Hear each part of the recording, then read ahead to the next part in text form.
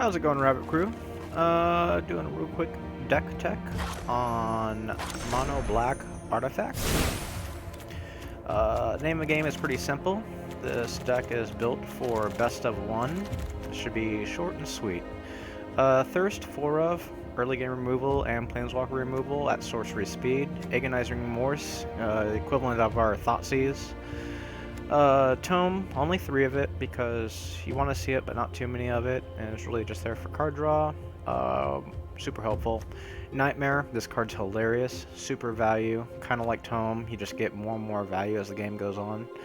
Rider, this is my choice of removal. Just, yes, it does hurt you, but the lifelink kind of balances itself out.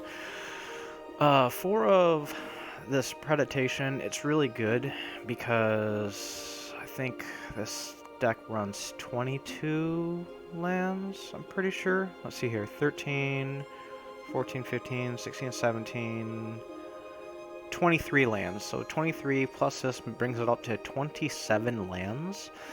But yeah, once again, just get in their hand, see what they have. If you've already done a Remorse, you can then double back and do Predation and get something that's even more problematic. Lonely Robot, aka Solemn, super awesome. Just get you lands, ramps you up in a deck that usually doesn't have access to ramp. Forsaken, I've thought about bringing this up to 3, but most of the time I see it once a game, every game, and that's kind of where I want to be with it. I don't want to have a hand full of these. Speaking of a hand full of things, Ugin. This is our win condition. He's just super resilient. I mean, historically, Ugin's always been really good, but his negative factor in this meta is backbreaking. His +2 is kind of sort of a win condition, but most of the time you're just going to be going negative and just removing all the threats, and then everything left on the board, which is essentially all your artifact creatures, are going to be a-okay to kick ass. Stonecoil Serpent is really awesome because rogues is a thing, and a lot of them have flying, and trample is great, and the flexibility of it being an X spell is really, really helpful. Castle, just more card draw, so remember when I was like, I only want 3 of Tome? Well, Castle is kind of like copy 4 and 5, but in land form. 13 Swamps, 2 Crawling Barrens. I like this one because of the Forsaken Monument. It makes it so a Solemn can be a 4/4, or Crawling Barrens, if you have only 2 counters on it, it can become a 4/4 and, you know, blocker for you. And not to mention the fact that we have 8 colorless lands make it so Monument is really pungent, but you want to make sure you have enough black elements, hence why I'm at 15 plus the 4 here, bringing it up to a grand total of 19 black sources for all my black spells.